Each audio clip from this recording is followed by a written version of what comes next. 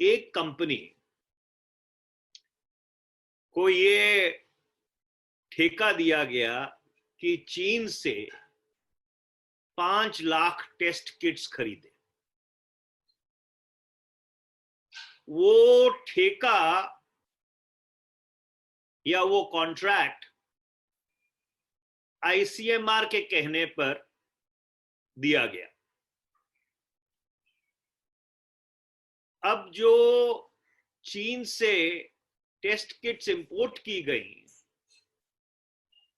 उनकी कीमत बनती है 245 रुपए पर टेस्ट किट। क्योंकि 5 लाख टेस्ट किट्स का ठेका था, तो इसकी पूरी कीमत बनती है 12 करोड़ और 25 लाख रुपए। तो जिन महाशय ने इसको चीन से आयात किया,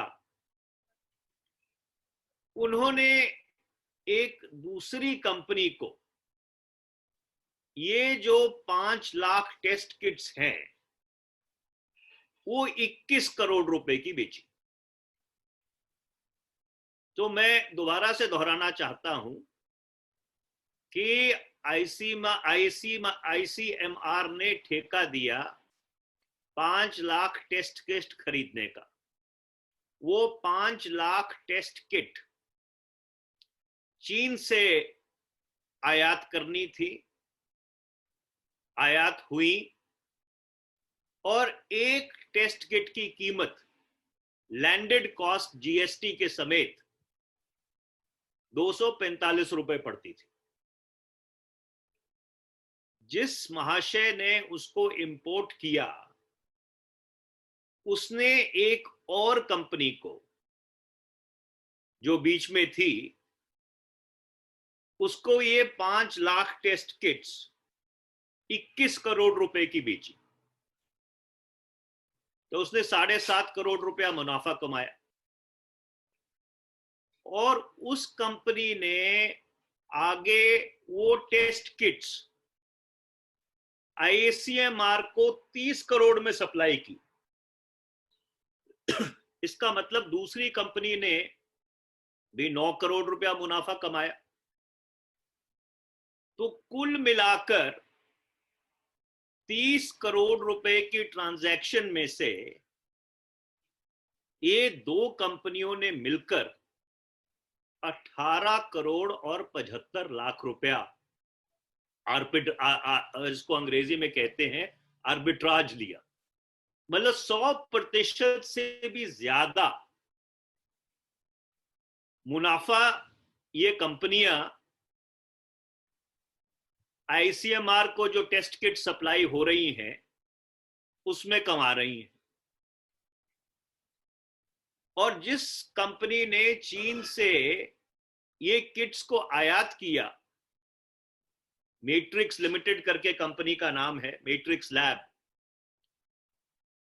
वही कंपनी तमिलनाडु सरकार को वही किट 400 रुपए में सप्लाई कर रही है। मतलब आईसीएमआर को 600 रुपए में, तमिलनाडु सरकार ने 50,000 किट्स का ऑर्डर दिया था, उनको 400 रुपए में।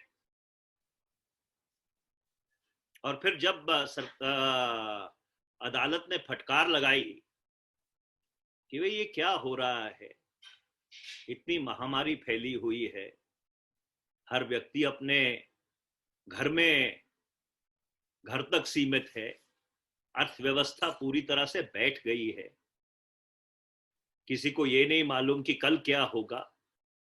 ऐसी परिस्थिति में आप 100% से भी ज्यादा मुनाफा कमा रहे हैं कि 245 रुपए की चीज 600 रुपए में सप्लाई कर रहे हैं। मतलब 125% हो गया या 130% मुनाफा हो गया।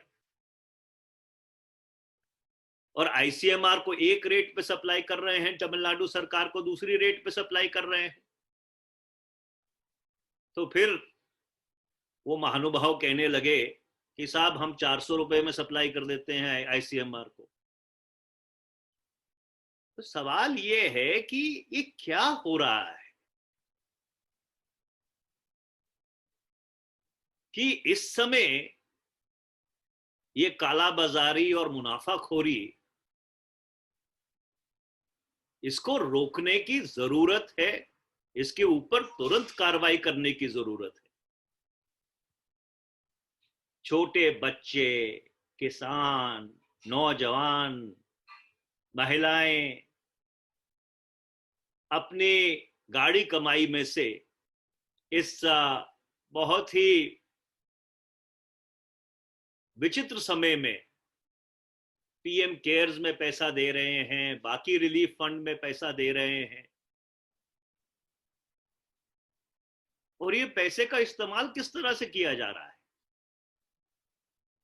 आप सोचिए कि 18 करोड़ 75 लाख रुपए में कितनी और किट्स प्रोक्योर हो सकती थी। कल मैंने ये बात कही कि देश के पास सिर्फ 3 लाख आरएनए किट्स, एक हफ्ते की सप्लाई बाकी है और इसीलिए टेस्टिंग कम है। अब ये समझ आ रहा है कि इसकी खरीद में किस तरह से कथाकथित धांधली हो रही है। तो हम सरकार से ये मांग करना चाहते हैं कि इस मामले की तुरंत जांच होनी चाहिए और इस प्राकृतिक आपदा के समय, एपिडेमिक के समय, पैंडेमिक के समय ये जो मुनाफाखोरी हो रही है, इस पे तुरंत रोक लगनी चाहिए। और जितनी इंपोर्ट हुई है पिछले 1 महीने में, जब से लॉकडाउन शुरू हुआ है, उस सारी इंपोर्ट के जो सारे दस्तावेज हैं उनको तुरंत सार्वजनिक किया जाना चाहिए कि किस रेट पे उस कंपनी ने इंपोर्ट किया है और किस रेट पे सरकारों ने वो चीज खरीदी है। क्योंकि समाज को भी ये पता लगना चाहिए कि ये कौन ऐसे लोग हैं जो इस महामारी के समय मुनाफाखोरी कर रहे हैं।